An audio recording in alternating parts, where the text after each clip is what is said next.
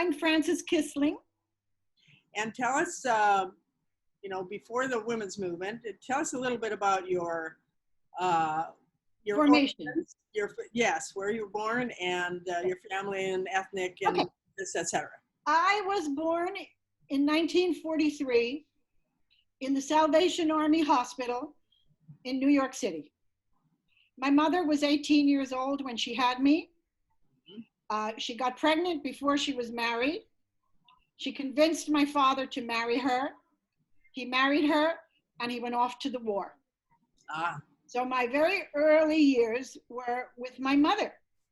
And she moved back. She came from a coal mining family, a poor coal mining family in Pennsylvania.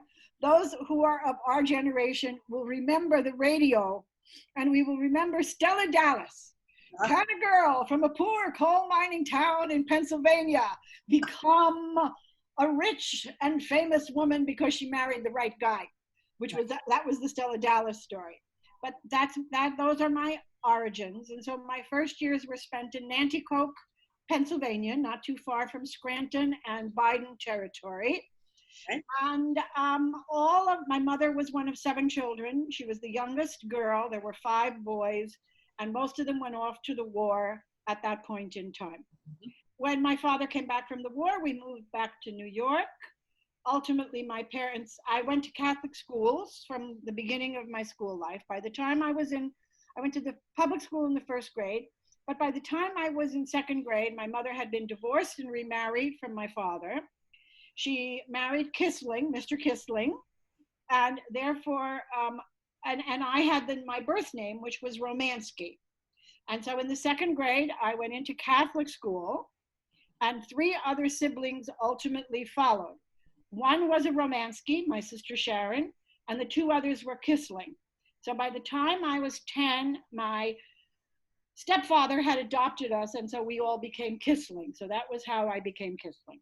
Okay. I loved Catholic school. I was a good girl in school for most of my school life till high school, and then I started to get a little funky. But, the sisters were a very strong influence on my life. I was always an extremely independent child. And I think I liked from the beginning the fact that the sisters weren't married. They had their own lives, even though they were at that point in habits. But there was something attractive about them. Right. I went through Catholic high school as well. And when I left Catholic high school, I went to university for a year at St. John's University. I was not politically active. My family read the Journal American and the Daily Mirror and the Daily News. Those were the papers of our childhood. And I have no memory of any conversations about politics whatsoever. And so in the convent, there was no politics either. Although while I was in the convent, Humanae Vitae. You didn't mention that you were going to the convent. Oh, okay, so I didn't get quite that far.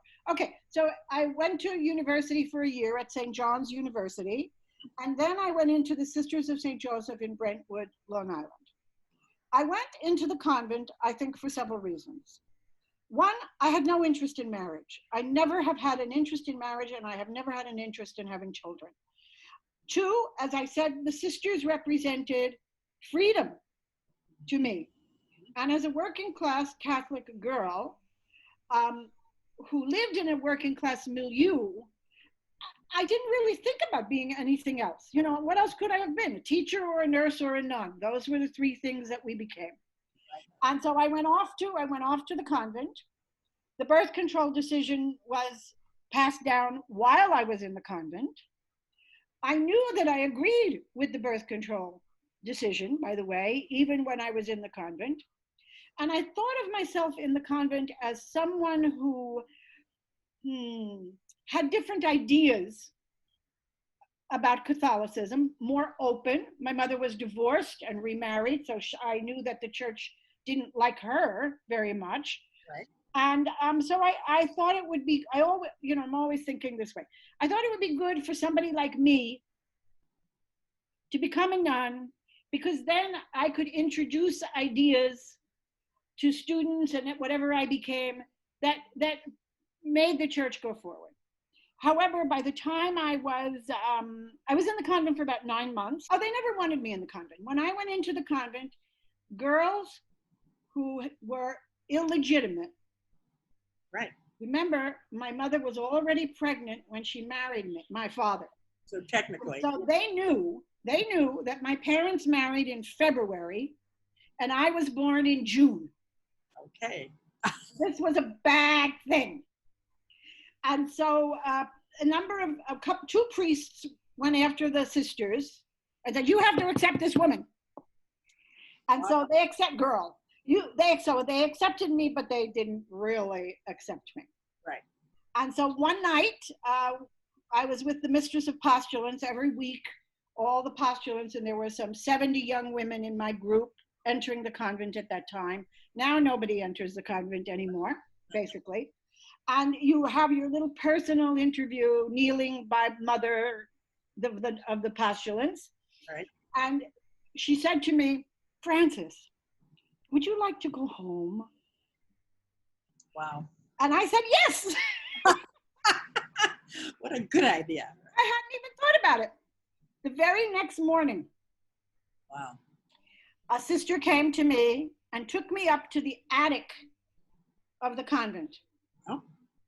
And there was sitting the Mother Superior of the order in this empty attic in which we were both sitting on hard back chairs. Mm. And she said to me, you know, we never wanted you. Oh. Ooh. And then I went downstairs. I went and the mistress of postulants, who was a nicer person, said, oh, Frances, you should do something like go into the Peace Corps. Okay, so she saw something in me. Yes, of course. And then I went into a room. I changed out of my habit. I put on my street clothes, which were waiting for me, and my mother was waiting for me, and I went home. And that was the end of the convent period. Mm-hmm. I then went back to St. John's for a year, and this was too stifling for me, much too stifling. My theology professor said to me one day when I was asking too many questions, he said, sit on your hands.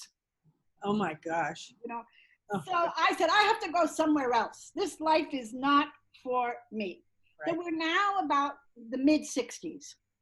Right. Like, probably 62, 63. And so I had to decide where was I going to go to school.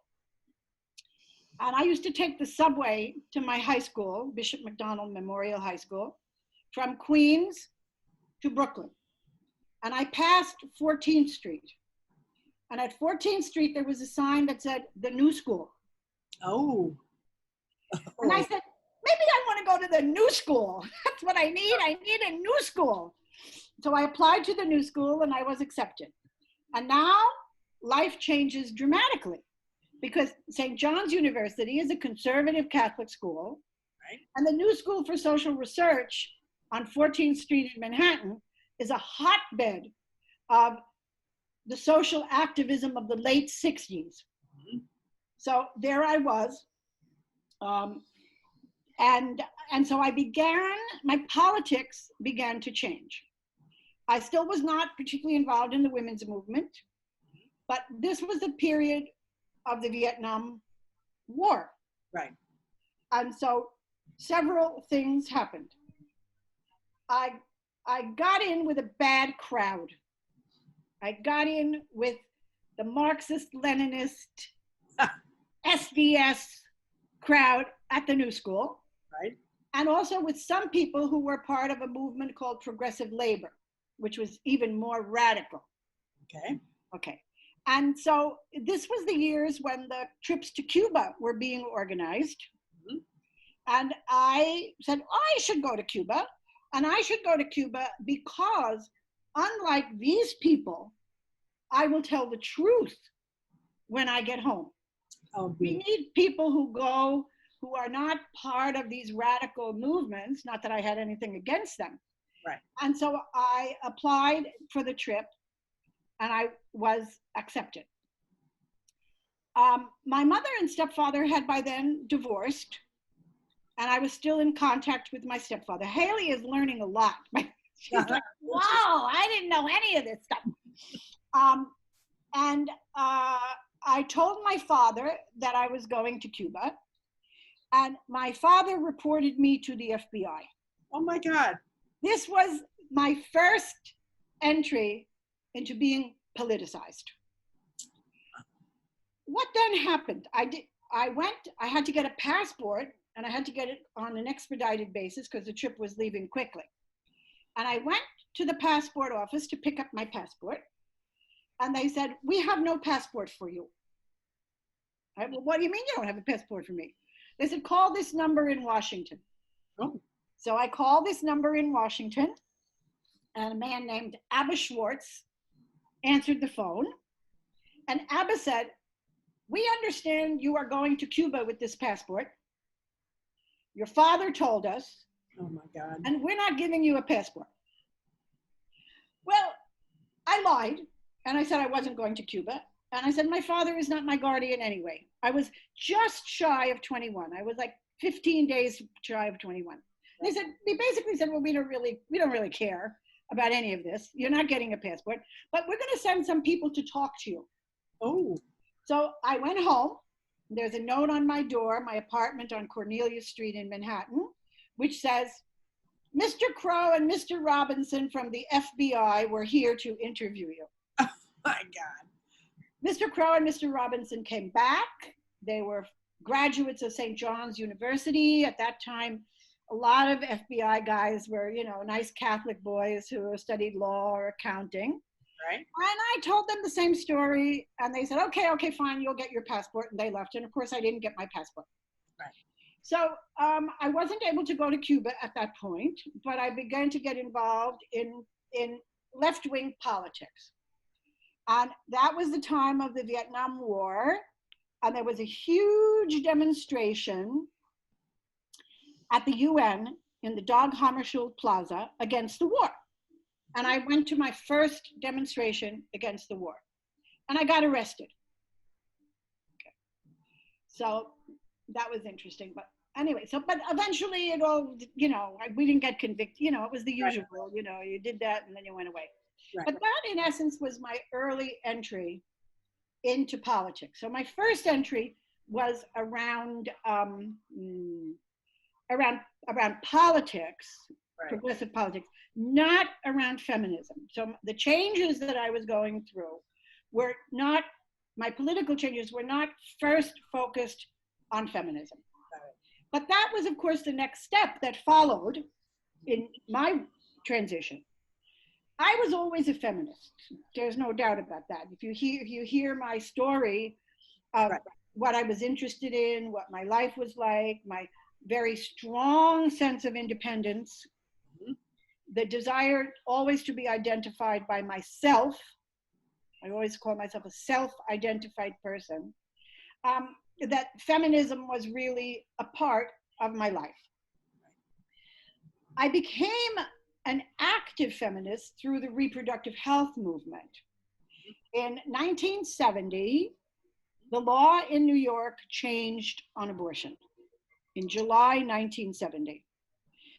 I had finished university and I was working at something called the American Association of Psychiatric Clinics as an administrative person. It wasn't a terribly gratifying job, but it was the job I had. Right. And somebody I knew was a child psychiatrist, a guy named Herb Schreier. And he knew doctors who were who had opened an abortion clinic and needed someone to run it. And he recommended me to these two doctors. Wow. And they hired me. I mean, in a sense, nobody had any experience running freestanding abortion clinics, so qualifications were, right. whatever they were. And so that really was the beginning of the depth of my feminist journey. Because of course, the women who worked in the clinics were already feminists. They were beyond me in terms of having been feminists for a while. Mm-hmm. And I was then exposed to feminist knowledge and to the experience of women seeking abortions. Right. Okay. The clinic this was a heyday in New York. Abortion was only legal in about 3 states in the country in 1970: California, Washington, D.C., New York, and I think Alaska and Hawaii also, but you know, who cares about Alaska and Hawaii? Right. And so many women, in the clinic, women came to the clinic who were 100, we would see 100 women on a Saturday. Wow. We would perform 100 abortions from women who came all over the South and the Midwest to New York to have an abortion. And that was when I really began to completely understand what women's stories and what women's lives were about. So that solidified. So then, and the other thing about working, the other thing was that this was one of the, I think, the early jobs available to feminist women in which they were in a milieu that was very feminist. Yes. These are freestanding clinics. They weren't hospitals. And so there you were in a milieu where almost everyone except the doctors was a woman, where everyone you served was a woman, and you really could see women's stories right up front. Who were these women who got pregnant? You know, what were their stories? And so those kinds of experiences deepened. I mean, so again, I was working in a feminist workspace. Yes. I understood the difference between working in a place that was feminist and working in any other kind of social justice sort of a job. Right. And through working in the clinic, I learned a lot. By that time, when I left the convent, my connection to Catholicism was cut in my mind. I didn't want anything to do with this religion at all. This was, you know, I mean, forget it. This is just, you know, women, women are subservient. The church was not a particularly social justice church. The Vatican II was just happening. But I was not the least bit interested in it. I switched from religion to left progressive politics and then to feminism. So my career progressed in reproductive health after 4 years of working in 2 different abortion clinics. I took a year off and went to Southeast Asia for a year. I had a partner at the time, a man. We lived together for about 10 years. And we went together. And when I came back, I came back the day that Nixon left office. I came back. So I had to find a job. Now I needed a job. And a colleague in the abortion rights field, the director of Planned Parenthood in Pittsburgh, whose name was Leah Sales, knew of this organization called IPAS. And she said, you know, they're looking for people to open abortion clinics overseas. What had happened is that Cordelia May Scaife, who if you know who she is part of the Scaife family, which is a prominent conservative family. But Cordelia May Scaife was pro-abortion. And she gave first Planned Parenthood in the United States a very large sum of money to encourage Planned Parenthood clinics to have abortion services. Because Planned Parenthood clinics, after the law changed, did not want to dirty their hands with abortion. Right. You know, they had a lot of Republicans on their board of directors, et cetera. And so this money was a way to sweeten the pot to convince them to do abortions. And then she decided she would give a comparable amount of money to this new organization called IPAS, which was trying to open legal and illegal clinics outside of the United States. Huh. They were trying at that point to open a clinic in Italy. Wow. Italian women, this was before the law changed. Italian women went to Yugoslavia for abortions, because they're very close, those two countries. And there were a few illegal abortion clinics, but not too many. And the issue was hot. And the feminists in Italy were not interested in accepting the money of this organization. They were extremely suspicious.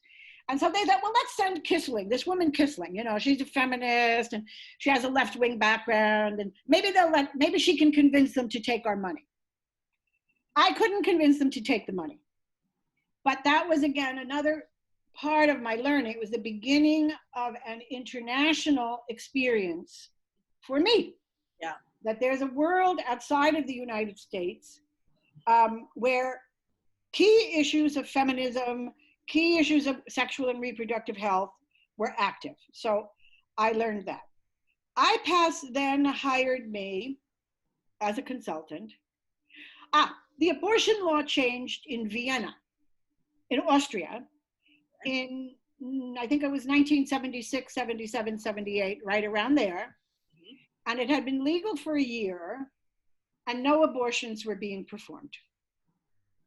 And so there was a desire on the part of the international abortion community to establish an abortion clinic in Austria. And so they said, well, you go over and you make it happen. So I went over and I went to visit the doctor there was a doctor who had been in the parliament who was largely responsible for abortion being made legal. And I went to visit him to find out, well, what's going on? And he said, well, yes, abortion is legal, but we wouldn't want to rock the boat by performing abortions. Oh, my goodness. Okay, and I was joined in my journey to go establish a clinic in Vienna by a doctor I had worked for in the first abortion clinic in the United States, very shrewd guy, Israeli. And he was with me on this trip. And he took off one afternoon on his own. And he came back because the most important thing was to find a doctor who would perform abortions. Right. And he went to several emergency rooms and just chatted up with the doctors. And he was looking for a doctor who had money problems. Wow. Okay, and he found them. He found the doctor who was in the midst of getting a divorce, ugly divorce, with a mistress, blah, blah, blah, all of that. Right. And we got that doctor, his name was Hans Elbau, E-L-B-A-U, to agree to be the first doctor in the first clinic in Vienna. And so we opened the first abortion clinic. Amazing. It was in an old-fashioned brownstone, wood floors, no coverings. The doctor's girlfriend had a big Doberman pinscher that she brought to the office all the time. But abortions began to be performed for Austrian women. So I was developing this international interest, and along the way meeting European feminists, Austria was one of the countries where there were very early leading feminists. Italy, for example, the person I dealt with the most was Emma Bonino, who was a strong feminist, ended up in parliament, ended up in the European Union, human rights activist, etc. So again, my education is being advanced. So now I'm going to skip a few things. I came back. I worked on something called Abortion Rights Action Week, which was one of the first very serious demonstrations, a week of demonstrations all over the country for abortion rights. We're now in the 80s. This is when abortion, again, it becomes seriously under attack by the right wing. We now have the Hyde Amendment.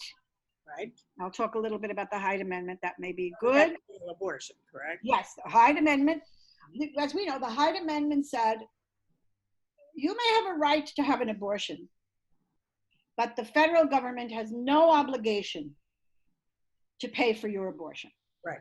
Because a bill had been passed in Congress saying no federal funds can be used for abortions.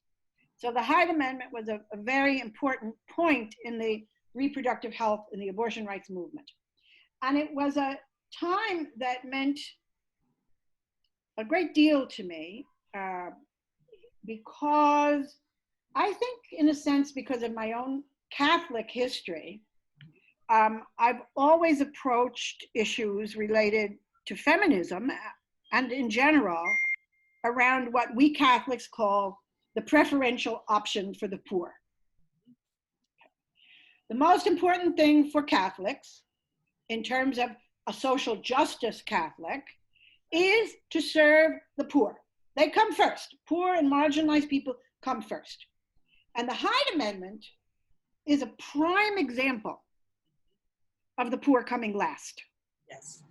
So to me, it was the most important issue. I was running something called the National Abortion Federation at that point in time when all the Hyde Amendment stuff got hot. And I was one of the founders. And it was one of the early splits in the pro-choice movement. It's important to acknowledge.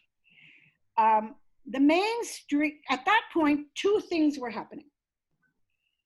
An effort to pass a constitutional amendment declaring the fetus a person from the moment of conception was underway in the Congress. And this attack on the provision of services through the Hyde Amendment was happening as well. Okay.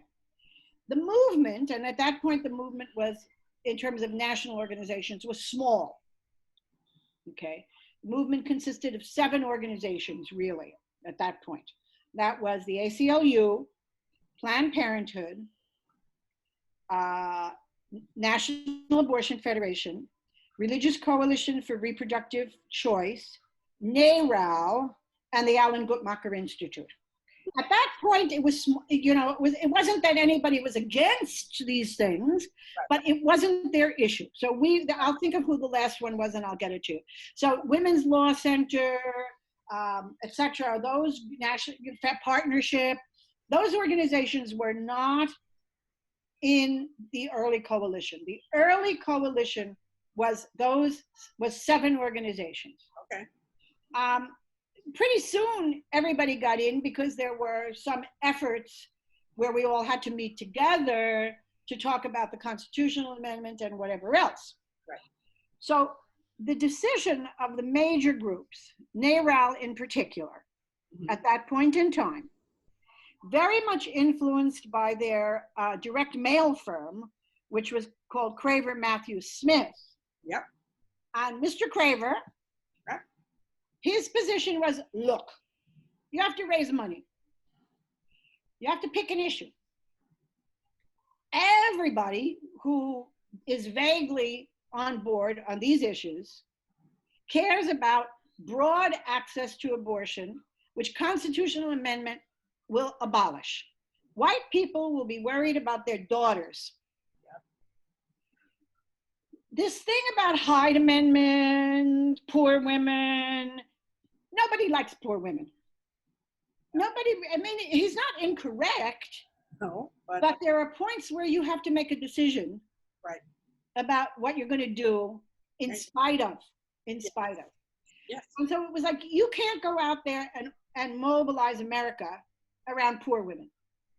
And so the movement chose, even though the movement knew that the threat to the constitutional amendment was not real. We knew there was never going to be a constitutional amendment because we know from the ERA what it takes to get a constitutional amendment. Right. But that was seen as what would be politically the right thing to do. And so at that point, when all that Hyde Amendment stuff was going on, I was on the other side. I was like, no, this is not what Catholics are going to be doing, kind of thing. And that was, I mean, I came to Catholics in 1981. So I was still at the National Abortion Federation when the first Hyde battle, Hyde constitutional amendment was being fought. You know, you don't remember everything. No kidding. Right. Point, everything kind of gets mixed up with each other. What year did that happen? Who remembers? So, but I was at NAF. And about that same time as that was going on with the Hyde Amendment and the court cases, and I testified in the Akron case against the Hyde Amendment, etc. It came to pass that Rosie Jimenez was the first victim of the Hyde Amendment. Rosie Jimenez was a young woman in McAllen, Texas, who needed an abortion, who went to see her doctor, whose name was Chester Arthur. Oh my God. Who asked for the abortion, and she asked for the abortion, and Dr. Arthur said, I'm sorry, you have to pay for this abortion because Medicaid does not cover this. Now, Chester Arthur had performed a prior abortion on Rosie. He didn't remember Rosie from a hole in the wall. Right. So Rosie went out and Rosie got an illegal abortion in McAllen, Texas. And 7 days after the abortion, she died. She died in horrendous circumstances of sepsis. Her death was horrifying. She was bleeding infection from every orifice of her body when she died. And on her deathbed, Dr. Chester Arthur, who still didn't remember Rosie, took her hand and said, Rosie, squeeze once if you had an abortion, twice if you didn't. He didn't do it in a mean way. It wasn't like Chile, where they get you to confess an abortion and then they put you in jail. You know, he just wanted to know what this was from. He believed, so then the CDC had to investigate Rosie's death because there were a cluster of complications in McAllen, Texas, which is where she died.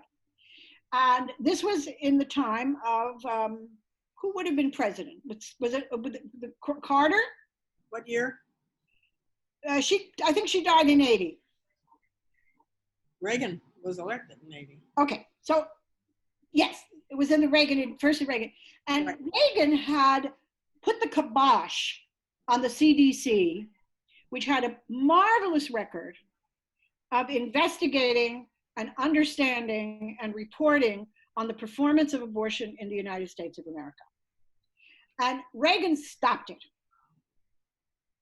And so now the CDC is being asked to go out and investigate whether or not this abortion was the result of the Hyde Amendment. Mm-hmm. And of course, the powers that be had no interest in the CDC coming back and saying yes.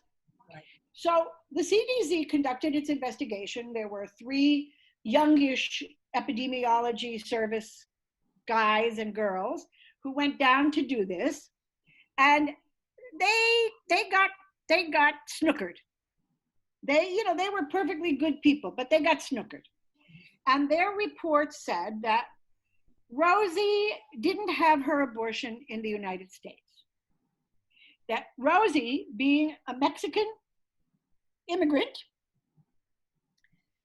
was ashamed of her pregnancy and went over the border and had it done in Mexico.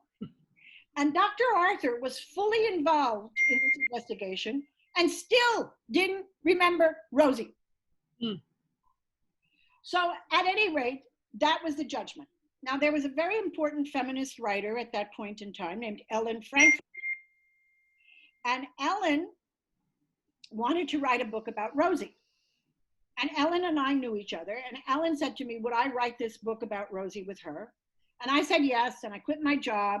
And it all fit together very nicely because of my commitment to the Hyde Amendment and this having happened. And Ellen and I went down to Texas, and we investigated this death.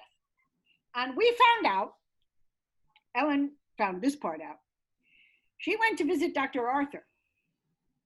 And it was at that point, through Ellen's vigilance, that he checked his records, and he discovered that, in fact, he had performed an abortion for her several years earlier.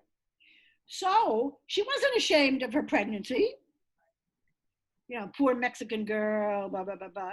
She couldn't have the abortion with Dr. Arthur because there was no money to pay for it. The story is longer, but I'm not going to go into the whole story. So we are the people who brought to light this case. It is the only verified case of death from abortion due to this.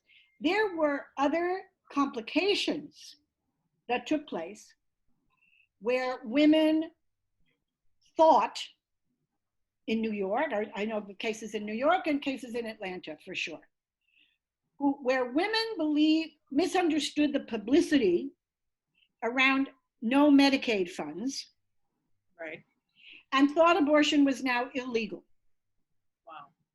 And they went to illegal practitioners, and they had serious complications. None of them died, but you know, one lost her fertility, she had to have a hysterectomy. The other one, you know, took lye. All the things we know about from the old illegal days, these women tried.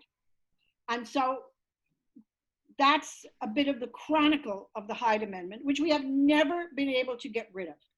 My belief, very strong belief, is that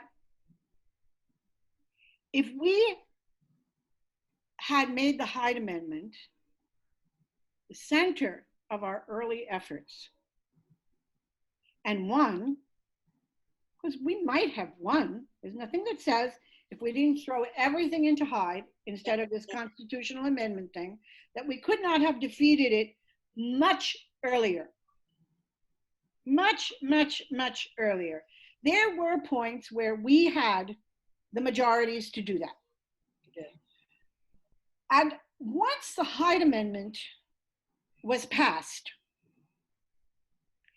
it opened the door. Once the court affirmed the Hyde Amendment, it opened the door to every other kind of restriction imaginable.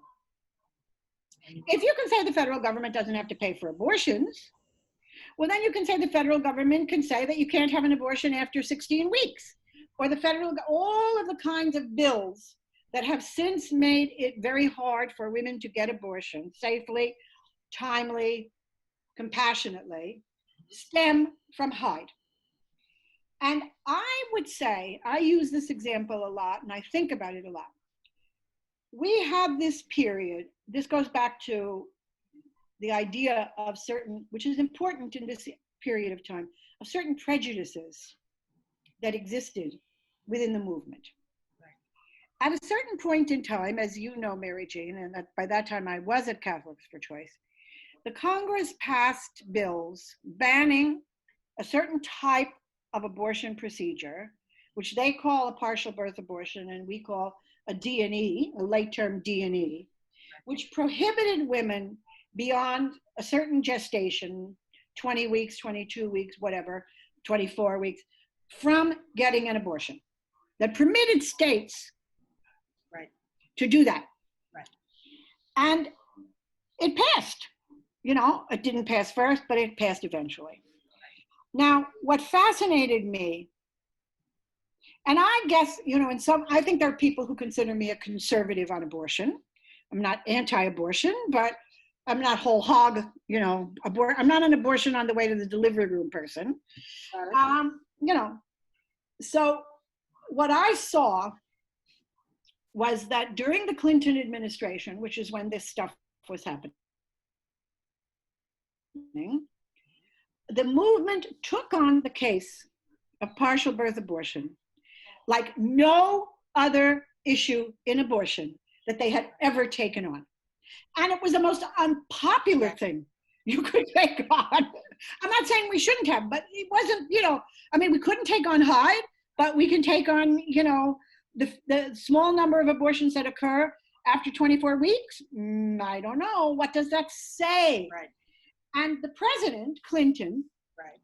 in response to requests from the pro-choice movement, invited to the White House women who had needed to have these abortions. Right. They're very sympathetic women. They discover at 25 weeks that their fetus has no kidneys or whatever. They discover anomalies in the fetus that make carrying that pregnancy to term a bad idea. Right. So that because the child that would be born would suffer enormously and probably die pretty quickly in most cases. All these women who visited the White House were blonde. I know. White, blonde, blue-eyed girls, women, and I'm sitting there at Catholics for Choice, watching this going on, and again seeing the repeat of where the movement thinks its energy should go, right, and who stands front and center. Yes. The next thing that came up politically that was interesting in the same vein was an effort to codify Roe in law, forget the years, through a bill. FOCA, I think was the name of that. There was FACE, which was clinic violence, and then there was FOCA. And the bill that the pro-choice movement developed was not a codified Roe bill. It was a codified Casey bill. Casey was a subsequent decision because that same inability to cope with poverty and Blackness still prevailed. Yep. And what was left out of the codified Roe bill was Medicaid funding for abortion. It codified every other aspect of legal abortion except that, funding for poor women, because we'll never pass it if we include Medicaid funding. That's always been, and I mean, I think that, there's goodwill on the part of many people in the movement who I'm criticizing also, because the congressional leadership was no help. Right. All the pro-choice women members of Congress said to the movement, no, we are not going to the mats for this because we don't have the votes. And so the movement was stymied, but the movement for many, many years basically accepted that, okay, these are our friends and, they do a lot. And so we're not going to push on that funding. Yeah. So that's always been, I think, a very strong element of my own commitments. I mean, I'm a working class girl. Right. Right. I know what it means to not have enough money all the time. And so my sentiment, I mean, I'm not saying I'm the only one in the movement who's a working class girl. I think you're a working class girl too, Mary Jean. But a lot of people aren't working class girls. And that solidarity is always with me in the work that I do. So how did I get involved in Catholics for Choice? All right. It was 1979, I think it was, 79 or 80. I was working outside of the movement. I had gotten a job as an interim director of something called the Youth Project. Oh, yeah. The Youth Project was a intermediary. It raised money and it specialized in giving it away to community organizing stuff that was predominantly led by young people. Right. So its board was young. You had to be under 30 to be on the board, etc. And they needed an interim director, and they hired me, and I became that interim director for a year, which was a good experience for me. And then they hired their full-time person, and I was then hired by a individual philanthropist whose name you probably also know, David Hunter. David Hunter was a big player in progressive movements in the 70s and well into the 80s. And David hired me to study organizations working on social justice issues in the Southwest, the Hispanic Southwest. So I spent a year traveling in the Southwest, figuring out things, learning, again, another set of learnings around how those groups looked at philanthropy and looked at their mission. While I was doing that work in 81, a woman named Patricia McMahon came to me. She was at that point the executive, it was probably 79. She was the executive director of Catholics for a Free Choice. Catholics for a Free Choice had been founded in after the Supreme Court decision in New York as a New York-based organization. It was quite feisty, very feisty. Its leader, Patricia McQuillan, died of cancer during this period of time that she was leading it. And she is best known for having appeared in papal robes in front of St. Patrick's Cathedral, posting up a writ about abortion and feminism and all of those things. And she died, and the organization moved to Washington, D.C. And now Patricia McMahon, a good Irish girl, who had gotten involved when she went to Ireland for a visit, and she saw the plight of Irish women around abortion. And when she came back, she went to the Ms. Foundation, and they said, you should go work for Catholics for Choice. They need a director. This is the right thing for you. And so that was how she became the executive director of Catholics for Choice. And she asked them, who do you know who is Catholic and pro-choice that I should think about for my board of directors? She had some people on her board, but she needed more.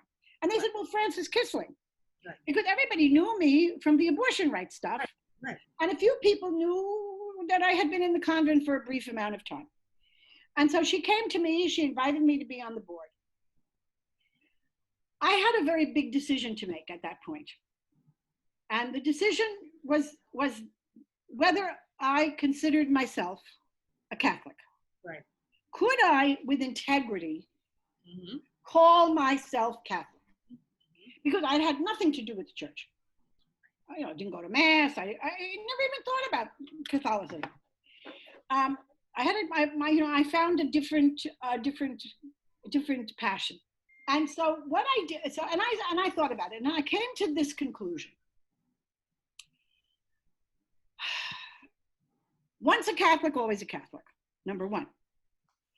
That's what they say. Right. So why should I fight it? Right. And the whole thing about baptism gives you an indelible mark on your soul. Sure. And you will always be a Catholic no matter how you try not to be a Catholic. Okay, there's a certain superficiality to that, but there's also, no, I'm ready. I can do that one.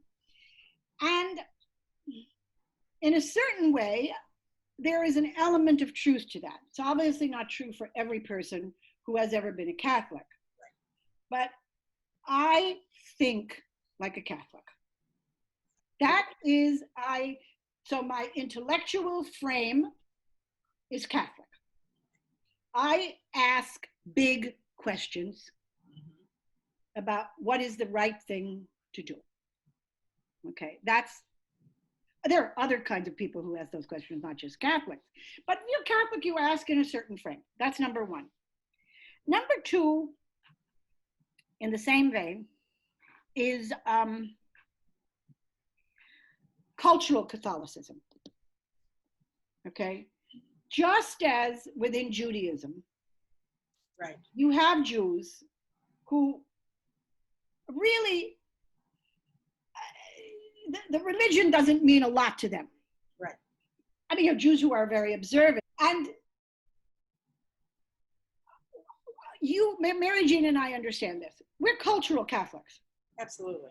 In addition to everything else, our ethnicity and our formation makes us Catholics. We like certain things. Like somebody once called it the smells and the bells.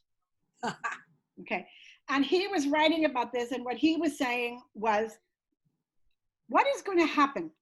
And this was, he must have written this 15, 20 years ago, about how Catholicism is going to change as children of Catholics no longer go to Catholic school. Exactly.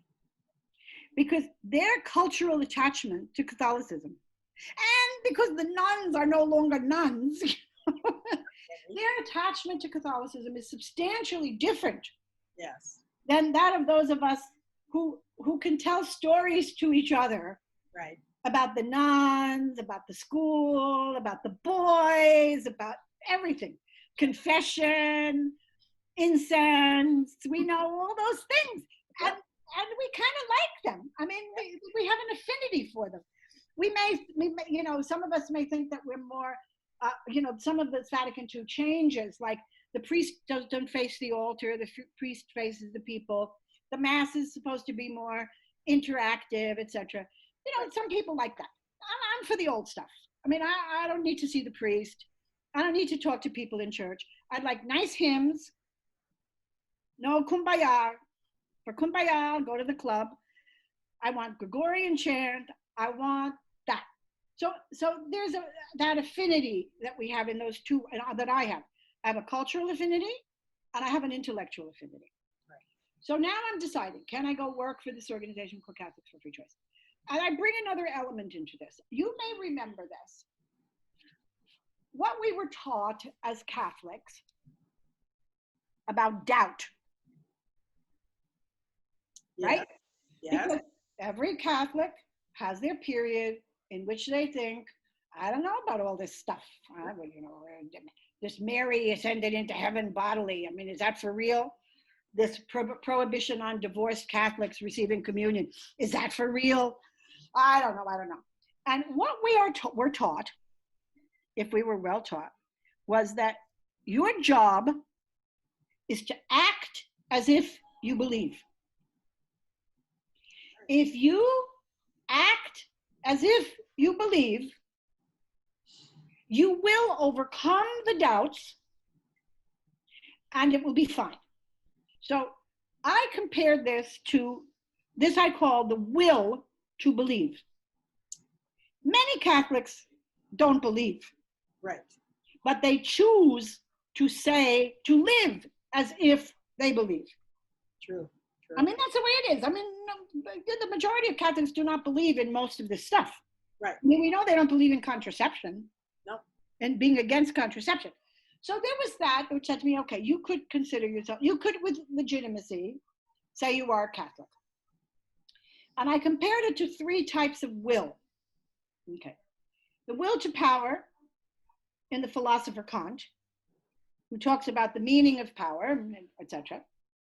The will to love, which is Rollo May in psychology, that love is a willful act. You will to love the other.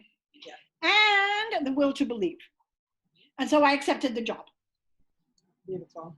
So that was how I became the head of Catholics for Choice. When I first joined Catholics for Choice, the board of directors, it was a very small organization. I think the budget was $57,000 the first year I was the executive director. The major source of support came from a single donor in St. Louis, Missouri, the Sonnen Foundation, which Mary Jean and I will remember, and a very important woman in abortion rights from that state, Judy Whitcomb, who ran one of the very first clinics after Roe opened and was a figure within the field. And they were giving Catholics for Choice. They were the primary donor of Catholics for Choice. Small, very small, staff of 3 people, small salaries, etc. And the board of directors was very much a board of abortion rights people. Right. The people on the board, I mean, look at me, okay, I would have been seen as like them. They came from organizations like NARAL, Planned Parenthood. Their identity on abortion was secular. Right. And I thought this was not a good idea. Right. Okay. Carol Bonasaro from the Civil Rights Commission was on the board at that time. She was the chair. So, but these were not people for whom Catholicism meant much. And they certainly were nobody that Catholics who had any place in society would recognize as Catholics. Right. So it seemed to me we needed to get some other types of people who were Catholics on the board of directors. That was number one. Number two, because it was a board of people for whom a deep interest in Catholicism didn't exist, the kinds of policy decisions and the way in which Catholics for Choice talked about abortion was not Catholic. Right. It just wasn't Catholic. If NARAL took a certain position, we took the same position. We talked about the Constitution. We didn't talk about the Catechism. Right. We basically had the same press releases as they had, except that the press releases started with the words, as Catholics, we believe boobity, boobity, boobity, boo. So I undertook a process to change this dynamic. It was difficult. In the beginning, it wasn't difficult because people probably didn't really know what would happen to them and their place in the organization once it became more Catholic. Right. Either they would have to become more Catholic, right, or they'd have to go. Right. Right. That's it. The first time we would say something that wasn't what Planned Parenthood or NARAL would say, they would freak out. Right. So that was the first thing. And that involved recruiting a new set of people. And Mary Jean knows all of this because at a certain point, not quite yet, Mary Jean came to work for Catholics for Free Choice. And that meant getting people like the theologian Daniel McGuire, who is pro-choice, etc., on the board. And I did that. I called him up. I didn't know any of these people from Adam, I called him up on the phone and I said to him, I'd like you to come and talk, blah, blah, blah, blah. He said, oh, I'm busy. And I said, no. I said, tell me what day, I just basically bulldozed. He reports it in that way. He said, the next thing I knew, I had given her a date and I was coming, There you go. And then there were some old people who had been involved in Catholics for Choice when it was in New York, and it was more Catholic. So, for example, Rosemary Radford Ruther, a feminist theologian, had been on the board of Catholics for Choice at that point in time, and I recruited her to come back. And then other people like that followed. Right. And eventually the old timers got mad at me, they challenged my leadership, they lost, and we moved on. Typical movement stuff, this stuff happens all the time. You can't get too freaked out when your board doesn't like you anymore. Right. So anyway, but that was it. And so then the process began of Catholics for Choice carving out a different kind of role, publishing things that dealt with the complexity of the issue. We didn't go very far in that stage, but we were not just lockstep. Right. In 1987, somebody sent me from Colombia, Bogota, Colombia, a Catholics for Free Choice was a domestic organization, right. U.S. organization. Right. Somebody sent me a publication that they had of ours that they had translated into Spanish.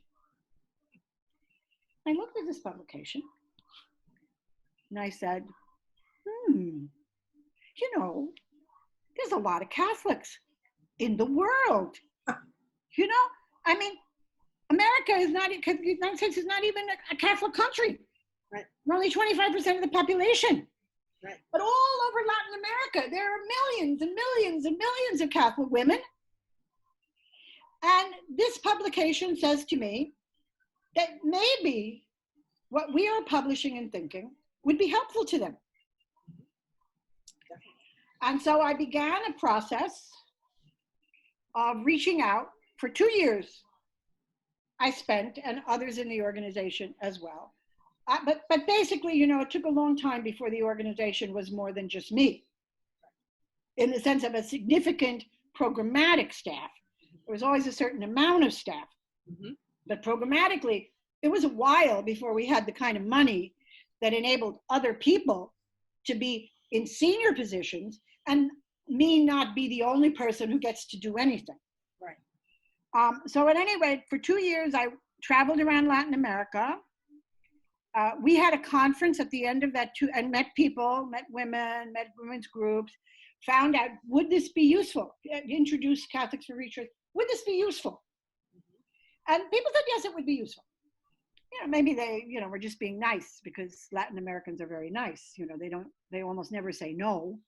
They just don't do it, you know, if they don't want to. So anyway, we had a conference in Washington, D.C. I think that was the conference when Beaulieu, the founder of RU46, All right. came and talked. It was a big conference. Yes. And we had a side event for about a dozen people from Latin America to decide whether we were going to go seriously into Latin America. And the decision was we would. And we raised some money for that. And we hired 3 people in 3 different countries to be our representatives. They had no office, they're very small amount of money. One of them, Cristina Grela from Uruguay, Sylvia Marcos, a well-known woman in Mexico, and Sofia, I forget her last name, in Argentina. Right. And she had she's a very old woman. She had a very long history in the church movements and everything else. Newberry, her last name was Newberry.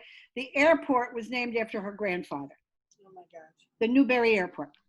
And so those 3 women began the process of spreading Catholics for Free Choice in those countries. It was about that point that I looked at our budget, which was still quite small. I think we were up to $500,000. And I said, this can't continue. I can't do this with $500,000. I mean, it's too stymieing. We either I have to, and getting money for something like Catholics for Choice is not easy. Right. Not from the Catholic people individually, and not from the donors, who kind of see you as a side trip. We think it's very nice that you exist, because there has to be a Catholic voice, but we don't give to religion. Right. Or we don't give to you, whatever. And I said, no, this cannot continue, because we have a lot of work to do, and we can do work if we have more money. Right. A very fortunate thing happened at that time, which has influenced my life to this moment. And that is the Ford Foundation hired a man to run its reproductive health program named Jose Barzelotto. Barzelotto was a Chilean. He'd been the head of the reproductive health unit at WHO, and now he was running this project at Ford. And Jose decided that Catholics for Free Choice was important. And he gave us our first big grant, $175,000 a year for 2 years. And from that, we were able to raise more money and become more, successful, et cetera, et cetera, et cetera. And at the time I left, the budget was about 2.5 million. Still a small organization, but we could do a lot with that. And we did a lot with that. Main points, main things. Good. The UN. What was the next big thing that we did? And that was a series of UN conferences began in 1992 One of the first was the Rio Conference on the Environment. And at that conference, and we hadn't done much internationally. I had gone to the Women's Conference in Mexico in 1975, blah, blah, blah, things like that. But we were not a player. And then I went to the environmental conference. And the big brouhaha at the environmental conference was whether or not population would be included as a barrier to environmental progress. And what was thought at that time was that two groups got in bed together, is how it was put. And the two groups were the Vatican and the Feminists, because both of them were opposed to including population in this document. Right. Now, they were opposed for diametrically different reasons. The Vatican was opposed because they didn't want anybody talking about population, because the next thing you know, they're going to be talking about family planning, contraception, and abortion. So they wanted to keep it out of the document. The feminists didn't want it in the document because of the long history in the reproductive health movement globally, where abuses of women took place in the name of lowering population growth rates and size. Right. And so the fear within the feminist movement has always been that if you talk about this, it ineluctably leads to the abuse of women. That there's no way Right. you can do it better. Yes. And so as a result of that clash, foundations became and organizations, big organizations, became very worried that when we got to Cairo in 1994, this configuration would raise its head again and screw up everything to do with women's reproductive health. Okay. And so Catholics for Choice became popular. Interesting. Because we potentially could play a very big role in challenging what the Catholic Church was up to. Because the Catholic Church and conservative Catholic groups in the United States, right, discovered the UN in 1992 around Rio. And they started to organize very seriously as NGOs in the UN to defeat any document for Cairo, for family planning, that included family planning, youth access, youth rights, access for youth, certainly abortion. They wanted to get conscientious objections into the new document. In every way, they were horrible. And who was the president then, Mary Jean? In 92. A Bush, still a Bush? Yeah, Bush. Bush. Okay, we had a Bush. And the US government had no interest in fighting the Catholic Church. Right, right. I mean, you know, they weren't great on abortion, or any of this stuff was, not for them, but they weren't horribly anti. Right. Okay. Right. And so they were just willing to let the conservatives get exactly what they wanted. Most of them. Right. And of course, the Vatican built alliances. So you had the NGOs, then you had the Vatican itself, which has a specialized status in the UN that no other religion has. And you had, therefore, the Vatican had access to all the other governments, and it could influence conservative states like the Muslim states, the states where Islam is dominant, right. Saudi Arabia, etc., because they don't want women having these rights either. No. And also some of the Central American countries and some of the African countries that are very Catholic. So it was a very charged period of time And Catholics played a very key role in the meetings, etc. And we ended up with a decent document. So that also put us on the world stage. Yes. Then came Beijing. Right. Okay. Because I'm pretty sure this is when we did the boat, was Beijing. Was the boat Cairo or Beijing? I don't know. Oh, this is where we get funky. No, because then the Beijing Conference on Women was coming up. And the Vatican was going to be doing its same stuff. Right. It published a very big document about how they love women, women have dignity, but we don't want to expand this concept of human rights. Dignity is enough for women. Right. Right, yeah. And Right. so they were really playing heavily. So we had to develop a strategy around how were we going to counter this effort. And so we decided that what we were going to do is challenge the status of the Vatican in the UN. Right. Right. The Vatican was called a permanent observer state. Right. It couldn't vote in the General Assembly. Right. But it could vote at conferences. Right. And the UN likes to act like a consensus body. So they will argue forever when somebody says, we're not signing this document. Right. And the fear was they wouldn't sign the Beijing Platform on Women. Right. And so we started what we called the SEE, S-E-E, Right. change campaign, because they're called the Holy See. Right. Right. And we made them nervous. They got really nervous about this. I know they're nervous when they respond. Because basically, when they're not nervous, they just ignore you. I mean, you're just like, fly. Well, they wrote things about how they deserve to be there and all that stuff and everything else. And we wanted to bring our campaign to a pre-conference at the UN for the Beijing meeting.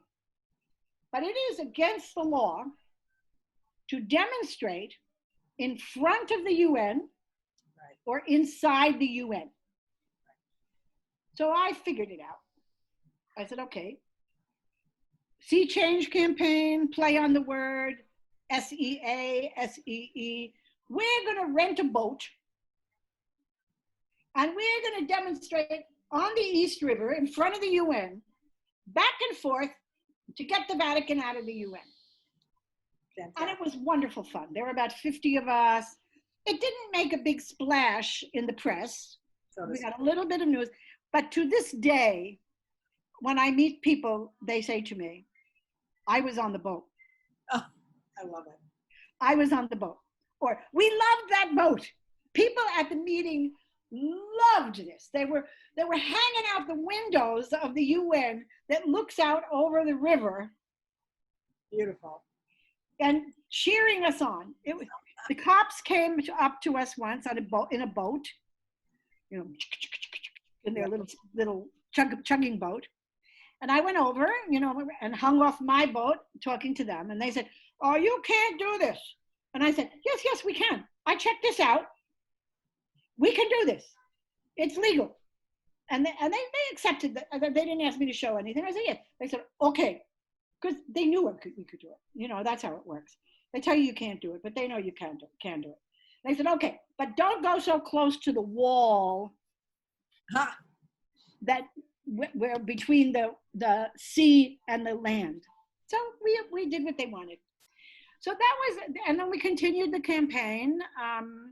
The campaign was controversial within the UN, and the forces of the Vatican fought very, very, very hard, and it never became a serious kind of issue. And in fact, part of the backlash to it was that the Vatican ended up getting more rights. Oh, great. They did get more rights as a result of this. So at any rate, but it was the right thing to do, and it was a very good thing to do. I've always believed also in splash. Okay. Mm-hmm. I think that it's important to do steady work. It's important, it's important to do what everybody does. Right. But when you are a small organization, you have to do something big with a small amount of money, because you only have small amounts of money, to get noticed. Right. So the next area where we were seriously engaged in that kind of, and the Sea Change campaign was, and the boat was one of those kinds of efforts. Right. The next thing was we decided that we were going to go after the Vatican on AIDS, HIV/AIDS. Mm-hmm. Okay, they were the obstacle, Right. etc. They in international work they were an obstacle, in domestic work they were an obstacle, etc. They didn't believe in condoms. Right. That was the main thing. They didn't believe in condoms. Right. And so we developed a series professionally, a series of advertisements that went after them. One of the big posters, big poster type things. One of the posters was the backs of all the cardinals in their red outfits sitting in the Vatican. And it said something like, "Don't you care? Don't turn your back on, blah, blah, blah," that sort of thing. Excellent. Another one of the advertisements, my favorite actually, was a pillow. And on the pillow was a bishop's mitre. Perfect. And the slogan said, "Worn correctly, this can prevent AIDS." Oh my God, that's amazing. I still have I can send you pictures if you want them for the, whatever, Yeah. for the archives. And that one was great too. I mean, we really stuck it to them. A friend of mine, Addie Stan, who is a journalist, Right. wrote an article for Ms. about me in which she said, "Frances Kissling, the woman who makes the Vatican sweat." All of this continued. Catholics for Free Choice became bigger in Latin America. The staff grew. Mary Jean joined us at some point early on during some of these things. She was our vice president, and she was the person who she had come from Now, and her portfolio is very political. And I like to think, although I am a charismatic, dominant person, that Mary Jean and I were good partners. We were. We were good partners, and I learned a lot from Mary Jean. Mary Jean was also the person in Catholics for Choice who paid the most attention to staff. They all loved Mary Jean. It wasn't that they didn't love me. It was that I was a little intimidating, I guess, and I could be tough. And so Mary Jean was the smoother over, but Mary Jean also, in terms of her own career, what I would say about Mary Jean, which is very important, because she is also a veteran feminist. Do you have an interview in this series? Not yet. Well, somebody better do that soon. At any rate, Mary Jean always cared in every job she had about the younger people who worked in the organization. She was the best, both in terms of how she worked with them, her collaborative spirit, her educating of them, her giving them space to grow, and spending significant amounts of personal time with the people on her team. Yeah. And I would say that if CFC did not have Mary Jean, in addition to me, in those growth years, we probably would have gotten in a lot of trouble. Good. Right. We probably would have gotten in a lot of trouble because I'm not as great at that stuff as she is. I'm just not. And I often say to myself in thinking about my leadership now, that I was in most ways a traditional boss. Okay. I'm hierarchical. I mean, I'm not a bitch or anything, I don't think, but nobody thinks they're a bitch. You know, Right. only other people think you're a bitch. Everybody thinks they're a great boss. I mean, I hear people talking about what great bosses they are, and then their staff tell me that they're always screaming at them. But at any rate, that aside, um, I did not make the investment in people that Mary Jean made in people. And an organization needs that. It needs that. And I say to myself, I spent more mentoring time with people outside the organization Mhm. than with my own staff. Right. That's a shortcoming. I mean, I'm not perfect. I'm a Catholic. We know we're not perfect. I mean, if some student would call up working on their thesis, they could come to my office and I'd spend hours with them one-on-one, shooting my mouth off like I am in this interview and telling them everything. But I didn't do the same thing for my own staff. And I didn't even think of simple things, which would have been, when I'm mentoring these people who don't work at Catholics for Choice, there's no reason I can't include the people on my staff. I mean, why do I have to go in my office and close the door with one of these people? Invite 4 or 5 staff members to come in too. Because one of the big lacks in, and this is again where Mary Jean shines, in almost all of the organizations I know of, one of the biggest lacks is internal education. Huh. You know, I mean, like, I remember when Cecile Richards became the president of Planned Parenthood. I had lunch with her. Right. And one of the first questions I asked her was, Cecile, has anybody at Planned Parenthood given you a reading list? And of course the answer is no. Right. No. Right.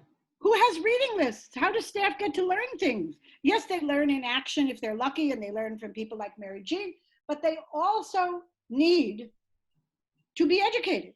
Right. How many organizations hold brown bag lunches for their own staff where they invite the leaders of other organizations to come in and talk to their staff? All these fabulous opportunities for building people, right, and building a team, right, are very much lacking. And they're lacking in feminist organizations. Yes. Life After Catholics for Choice. Okay, good. So I was a Catholic for Free Choice for 25 years. I never lost interest in my job. And I never lost interest because the issues fascinate me. Mm-hmm. Yeah. And because I had a board of directors that was so supportive of my trying new things. We're going to go international. Right. We're going to work on AIDS, whatever it is. Right. They were like, fine, go, do it. You're great. You're fabulous. All those things. And that permitted me personally to grow. And as the head of an organization, often you should be the lead in new ideas. Organizations, I mean, other people too, but if you are not out there as the head of the organization, thinking new ideas, your organization will probably stagnate. And so I have that kind of restless mind. So 24 years into my tenure there, I'm not tired of what I'm doing, but I became convinced that I had said everything I could possibly say about abortion. And I had, in the last 5 years of being at Catholics for Choice, I took on some very controversial ways of looking at abortion. You know, I wrote more about dialogue, about, you know, what's good with pro-life, what's good with pro-choice, what are the limits, who is the fetus. I did a lot of stuff that wasn't overly popular. Right. Okay, not that I cared, but I said this, and I had a platform, and I was allowed to do this. And I felt that I was becoming, that I wasn't going to convince anybody, certainly in the movement, of anything. I mean, I was just wasting my breath talking to people. The movement was becoming even, to some extent, even more rigid. Right. That's my take. Other people may disagree. And also, because I had been given a very large platform, I had a lot of media, I was in a lot of papers, I was on a lot of TV shows. I was saying the same things over and over again. Right. And at a certain point, it doesn't work. And I was afraid, personally, not only that I was becoming out of date, but that I was becoming the Madalyn Murray O'Hair of Catholicism. Madalyn Murray O'Hair, for those who don't know who she was an old battle axe. She was the head of, she was America's #1 atheist. Right. Right? Right. Well, I was better than her. I mean, I was much better. Everything, personality, way of speaking. I mean, she was really a battle axe. But, so she became stereotyped. You become stereotyped. Yes. I would have media calling me up and saying, Frances, I need you to say this about the bishops. Wow. That kind of thing. Right. So I did not want to become that person. Since I couldn't influence the movement internally, and I didn't want to become stale in the public arena, you know, a source of laughter even, you could become, if you've been doing something too long. Right. Agreed. I decided to leave. And I put a lot of it, oh, and there was another thing. Finding somebody to run Catholics for Choice is very, very hard. I just happened to fit in a certain, I mean, with the right person, right time, and right temperament, and all sorts of things. Because I know how to run an organization. Right. And I understand theology. Right. Right. There are not a lot of people who are theologians who also know how to run organizations. Right. And there are a lot of advocates who don't know anything about theology. So I knew that replacing me was going to be a bitch. And I made a decision. I had an executive, Mary Jane was long gone. I had an executive vice president who was a man. And he'd been there for over 10 years, maybe longer. And I knew he was restless. You know, he wasn't going to hang around forever to be Frances's #2. Right. I mean, he kind of had it. Right. Being #2. So I knew that he would leave within a year or so. And then then I would be stuck. Right. With this organization. I couldn't leave. Right. So I decided on that basis, but also because I thought he would be a very good head of the organization, I decided to promote his candidacy with the board of directors. Right. This was a very big step because he's a man. He's a man. Right. And, you know, we like women to take these jobs. So I had some convincing to do to myself as well. And I had to convince the board that this was okay. And in the end, they bought it. They bought the argument. He's been there a long, you know, it worked. And so I was able to leave. So what did I want to do when I left? I left in 2008. Right. Okay, so it's now 12 years that I have been gone. Yes. I have pretty much totally transformed my identity. I now work with a lot of people who don't even know me, and they never heard of Catholics for Choice in their entire life. Okay. So I like that. I like that. And what I wanted to do, the first thing I wanted to do when I left was I wanted to explore, is there a way? See, my attitude towards abortion is as follows. Two good values. The value of life, even fetuses, and the value of women's rights to make their own decisions. Those are two goods. Yes. And abortion is a situation in which those two goods come in conflict. Yes. And both sides of this issue don't see that. They only see the good of women's lives, of women's decision making, really, or they only see the good of fetuses. Right. Pro-life. It's good to be pro-life, etc. And so you have this interminable clash. And I have had the feeling that some of this clash could be mitigated if people could recognize that it is a clash of goods. So on our side, for example, when we win in the political battle, and for women, there is a loss for the values of life, seen in a certain way. But we can never say there was a loss. But that's the nature of life. Things come into conflict. You have to make a choice.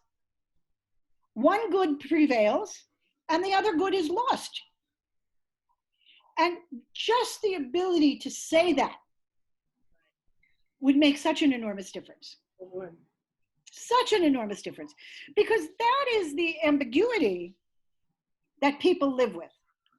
And it's a hard pill to swallow, to do that. It's a hard pill because you don't think you can win if you do that, number one.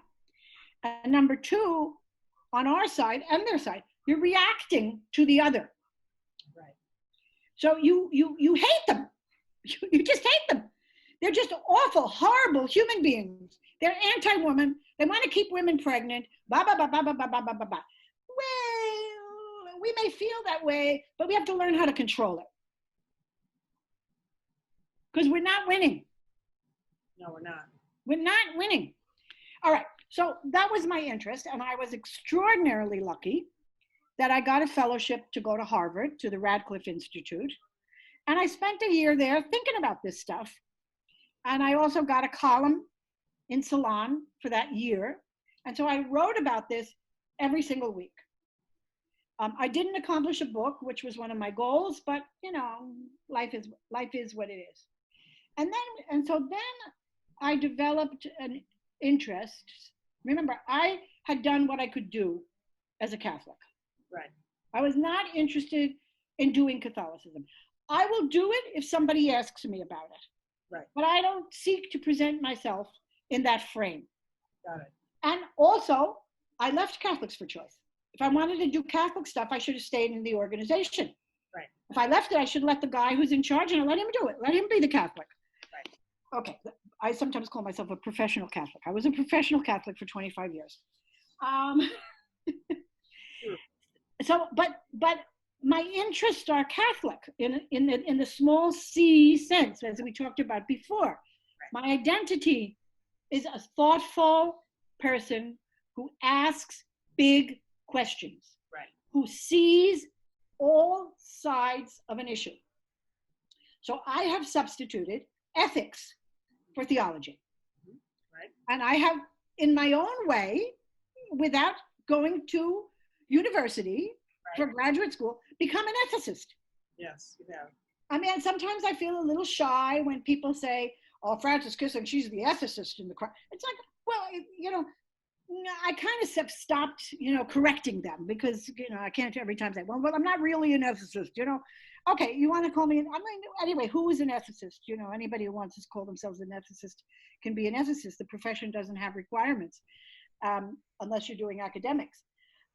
So I have become an ethicist. And the other thing that given this way, now, I've done a lot of stuff on abortion, Right. but not in the Catholic framework. I was very lucky. I always think of myself as lucky. Okay? Not so, I mean, I'm good, but I think of myself as lucky. I don't think, I was the best person in the world, kind of thing. I got hired as a consultant to IPPF Latin America and to PSI, a very large social marketing agency all over the world. Both of these groups were in transition on the issue of abortion. They were getting involved in this issue. And they had pre-existing staff who did not work on that issue. The IPPF people worked on family planning. Right. The PSI people worked on social marketing of bed nets for malaria, and condoms, and all those sorts of things. So now the people who worked for these organizations were being asked in one way or another on abortion. And all this stuff that I had developed about openness, civil discourse, respect for the ideas of the other, was marketable. Okay. And so I traveled first for IPPF all over Latin America and with PSI all over Africa, and did workshops for their staff which focus on values and ethics. Basically, in both cases, what I do is I teach people to think critically. Most of us don't think critically. So I'll give you an example. I was at a meeting in Africa that the Gates Foundation was doing on family planning. I was sitting next to an African priest, and people were coming over to talk to me about abortion. Right. And he's seeing this happen. Right. And so then we're alone, and he turns to me and he says, so you believe in abortion? And I said, well, I believe that, women should be able to make a choice. I said, what about you?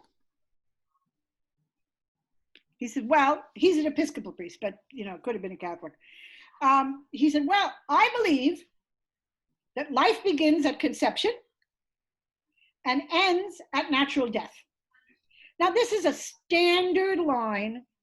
It is. Of antis. Right.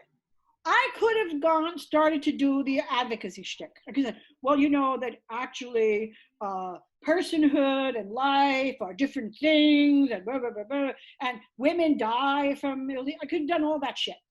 Right. Took me all this time to say that word in this interview. But that's a waste of time. You're not going to get anywhere with that. Facts don't matter. Right. We know that, but we keep using them. We do. And so I said to him, I said, I said, that's very interesting. That's what I say to people who disagree with me. That's very interesting. Mm-hmm. Or, I can understand that. I want them to tell me the truth. If they don't like me, they're not going to engage me. Right. And I've turned that into a profession. And then I said to him, I asked him a question, because that's how you get people to think. You do not get people to think by giving them the answers. Good question. Good point. So I said to him, where did you learn that? Wow. He was flabbergasted, because his learning of that was so inchoate, so interior, that he has no idea where he learned it. No idea. No idea. For years and years and years, that's what he heard. He heard it from authorities, and therefore it was true. So then he got his act together, and he said, I learned it from the Bible. I said, okay. I said, that's interesting. Again. Right. And I said, and where is it in the Bible? Uh-oh. Again, totally calm. I didn't say, where is it in the Bible? Or Right. it's not in the Bible, you know. I said, oh, where is it in the Bible? He couldn't answer me. And that's just a tidbit Right. of what I do over 3 days in these workshops. People stand up in these workshops and they say abortion is murder. Because I'm not just doing, I do very few workshops with all abortion rights people. Right. I mean, I don't do anything in the United States because the climate is such you can't. Right. You can't, nobody wants to hear it. Right. Right. So at any rate, so I do all my work outside. And so people stand up and they say, I think abortion is murder. And I do the same thing. I said, yeah. I said, and why do you believe that? I make people think. I've always made people think. That's true. You know, I always ask the hard questions.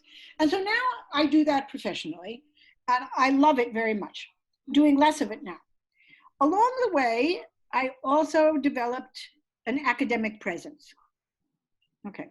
After I left Harvard, I needed a place to go.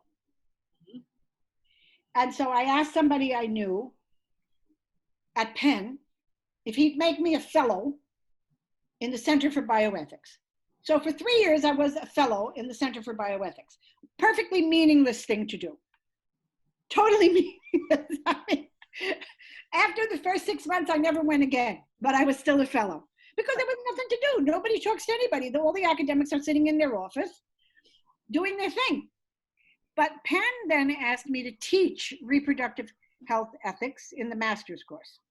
And then I developed a presence in Mexico. And now I'm a visiting professor at the university, the National Autonomous University in Mexico.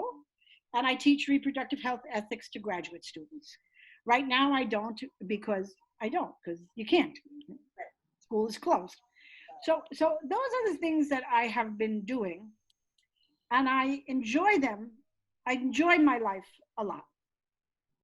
I really, really enjoy teaching. Yes. I am actually a very good teacher. Yes, you are. My students like me. They do. They do. They like me. My co-professors like me. Right. You know, so and I had somebody come to visit my class in Mexico, a professor that I just ran into, and I said, well, come and see the class. And when I left, he said to me, you are a born teacher. True. You are a born teacher. He was so blown away with the way I teach. Well, I wish there was a way for you to bring some of these insights back. And we don't have time to talk about this now, but maybe in some other setting to talk about. Sure. If the Supreme Court overturns Roe, which it's likely to do, then people are going to you're prepared to have the discussion that is going to have to be had in the United States of America when we don't have settled law. Right. And, and in the middle of an uprising over race and equality. Yes. The message to the pro-choice movement and to the whole world about how inequitably this issue has been dealt with respect to the poor is entirely on target. So we need you. Yeah, I'm going to say something more about feminist leadership. Okay. Leadership in general, but feminist leadership in particular. Okay. And also about questions. I always operated on the basis of playing to strengths, not weakness. No organization or individual is good at everything. Correct. And one of the things that we've encountered in our work, and you will know this from Catholics, there have been two trends that I have resisted, just to a greater and lesser extent. One was the demand by donors that Catholics for Choice have a Hispanic, that's what it was called, a Hispanic unit, so to speak, that we deal with Hispanics. And, my reaction to the donors then was, look, build Latin organizations.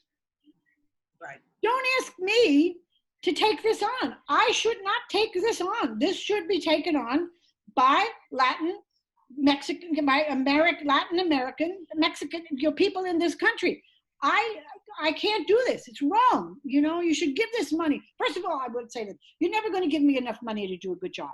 You're going to throw a little bit of money at me, and then I'm going to do a bad job with this Latin unit, and it's going to be a failure. And I don't like failing. Give me more money for what I do well.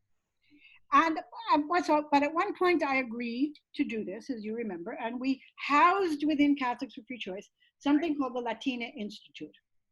And one of our staff members ran it. We had other people run it. And at a certain point, I said to them, right, it's time for you to go out and be your own organization. Right. First, I can never raise enough money for you as long as you're here. Right. The donors are only going to give me small amounts of money for this project. Right. If you go out, you can do really, really, really, really well. And secondly, you should. In a certain sense, you're accountable to me, but you're not really accountable to me. You have freedom, but you don't have full freedom. And they went out and with struggle, right, the Institute has turned into something very, very real and very important. And still exists and still exists. And one of their last leaders is now running for Congress or something. She's running for something. I don't know. Yeah. Jessica Gonzalez, somebody. And the other thing that I resisted, and you and I would disagree about this. I mean, we haven't, but we would, is I don't want to know anything about young people. Oh, I disagree. Yeah, right. I know. It's the same thing. Stop telling me when I was a Catholic, I don't have to worry about it anymore. I deal with young people because I teach them. Right. I'm a teacher. But again, donors, things have legitimacy, but they also become bright, shiny objects. Right. Sure. I'm not into bright, shiny objects. And therefore, when donors would say, well, why don't you start a program of Catholic youths? Yeah. I say no. Right. First of all, I say we're not good at that. Right. It means I'm not good at that, but we're not good at that. There's nobody here that works here, once you were gone, who could do this. Forget them. Basically, you give your youth money, right, to young people. Exactly. Perfect. And let me, and I'd say to them, what do you think Catholics for Choice does well? And I say, and that's what you should give me money to do. Because nobody has enough money to do what they do well better. Right. True. So play to the strengths of organizations, whether you're feminist or not. Now, that doesn't mean that you don't have as feminists, we don't have an intersectional approach, of course, to social change and to justice. Right.